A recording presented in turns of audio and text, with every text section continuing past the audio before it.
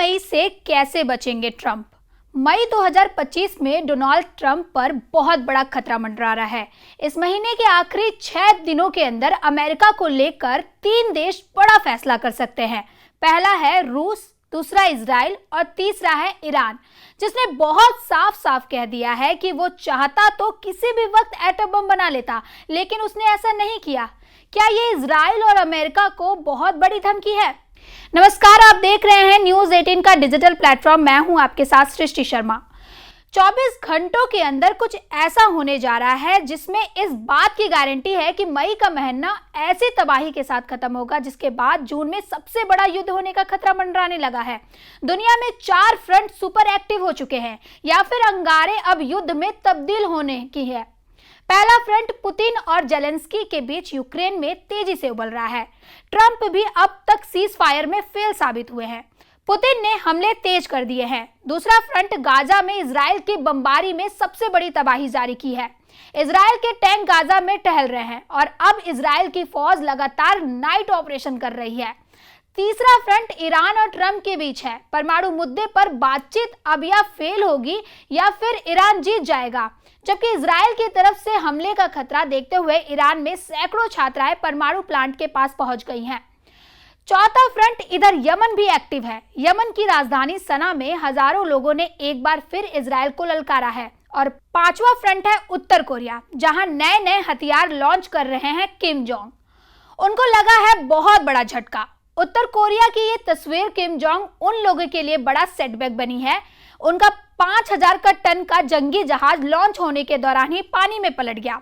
Satellite से ली गई ये तस्वीरें पूरी दुनिया में वायरल हो गई हैं और बहुत ही जिल्लत महसूस कर रहे किम जोंग उन ने अब इसके लिए शिपयार्ड के चीफ इंजीनियर समेत 3 लोगों को उल्टा लटकाने की तैयारी कर ली है। लेकिन किम से ज्यादा टेंशन डोनाल्ड ट्रंप को हो गई है, क्योंकि 2 फ्रंट पर ट्रंप को मुंह की खानी पड़ी है। एक है यूक्रेन और दूसरा है ईरान। यूक्रेन पर पुतिन के मिसाइल और ड्रोन अटैक रिकॉर्ड तोड़ रहे हैं, जबकि ट्रंप की कोशिश सीज फायर की थी। वहीं ईरान ने सिग्नल दे दिया है कि वो यूरेनियम संवर्धन से बिल्कुल समझौता नहीं करेगा, फिर चाहे ये डील हो या ना हो। پاسخ این درخواست‌های غیر منطقی رو دادیم قبلا. تکرار یک موضع غیر واقعی، غیر منطقی، غیر معقول هیچ کمکی به تثبیت اون موضع نمی‌کنه. هر چقدر هم که مقامات آمریکایی تکرار بکنن فرقی در اصل قضیه ایجاد نخواهد کرد. موضع ما کاملا روشنه. من به صراحت قبلا گفتم، تکرار میکنم که غنیسازی در ایران ادامه پیدا خواهد کرد با توافق یا بی توافق. On Iran, Steve Witkoff said yesterday that continued enrichment is a red line for the U.S. The Iranian foreign minister says that's going to continue no matter what. How committed is the U.S. to that red line, and what's the next step for the next round of talks? We are 100% committed to that red line. The President, Special Envoy Witkoff, Secretary Rubio have made that incredibly clear, not just to the American public, but also in those discussions that Special Envoy Witkoff has had directly with the Iranians.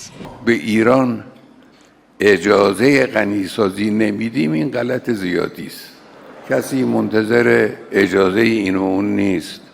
طرف آمریکایی که در این مذاکرات غیر مستقیم وارد صحبت میشن، گفتگو میکنن، سعی کنن یاوه‌گویی نکنن. Iran का रुख साफ है। Iran ने 2 टूक बोल दिया है कि वो परमाणु बम नहीं बनाएगा। इस पर डील पक्की है, लेकिन वो यूरेनियम का संवर्धन रोक देगा। इस पर डील कभी नहीं हो सकती। परमाणु बम ना बनाना ये ईरान का हमेशा सा वादा रहा है और अब उसकी शर्त बताती है कि ट्रंप और ईरान के इस परमाणु डील वाले मुकाबले में या तो वो जीतेगा या फिर ट्रंप की कोशिशें फेल होंगी। ईरान के कड़े रुख और पुतिन के मिसाइल अटैक के आगे डोनाल्ड ट्रंप लाचार नजर आ रहे हैं। ट्रंप को ईरान और रूस से लगातार ऐसे चैलेंज मिल रहे हैं जिसका जवाब उनके पास नहीं नजर आ रहा है। यही वजह है कि इजराइल अब बहुत बेताब हो गया है, क्योंकि उसे लग रहा है कि जिस तरह ट्रंप यूक्रेन को लेकर पुतिन के सामने कमजोर पड़ रहे हैं, उसी तरह ईरान के आगे भी ट्रंप की बिल्कुल नहीं चल रही है। या कहे कि ट्रंप के सामने ईरान ने ऐसी शर्त रख दी है जिसे माना जाए तो इजराइल हार जाएगा और अगर ट्रंप ने उन्हें नहीं मानी तो वह खुद हार जाएंगे। इजराइल ने अब लेबनान मोर्चा भी फिर से एक्टिव कर दिया है। हिजबुल्लाह की लीडरशिप को खत्म करने के बावजूद इजराइल का ऑपरेशन खत्म नहीं हुआ है। ये धमाका बता रहा है कि नेतन्याहू का युद्ध नहीं रुकेगा, फिर चाहे वो गाजा हो या फिर लेबनान। गाजा में अब तक करीब 54,000 लोगों की मौत हो चुकी है, जबकि 1,22,000 से ज्यादा लोग घायल हुए हैं। गाजा में लोग भूखे हैं और खाना खत्म हो चुका है। बच्चों की ऐसी कतार अब गाजा के कई इलाकों में देखी जा सकती है। गाजा पूरी तरह बाहर से आने वाले राहत पर निर्भर है। करीब 20 लाख लोगों के सामने भूखमरी के हालात हैं, जबकि युद्ध अभी भी जारी है।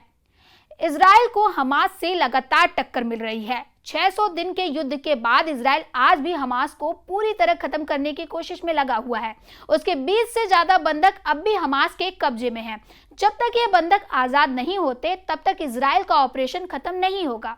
ये बात नेतन्याहू बार बार बता चुके हैं। यही वजह है कि इजराइल ने गाजा में ग्राउंड ऑपरेशन तेज कर दिया है। इजराइल के टैंक लगातार गाजा में ऐसे अंडरग्राउंड अड्डों की तलाश में लगे हैं जहां बंधक हो सकते हैं। वहीं इजराइल ने नाइट ऑपरेशन भी तेज कर दिए हैं।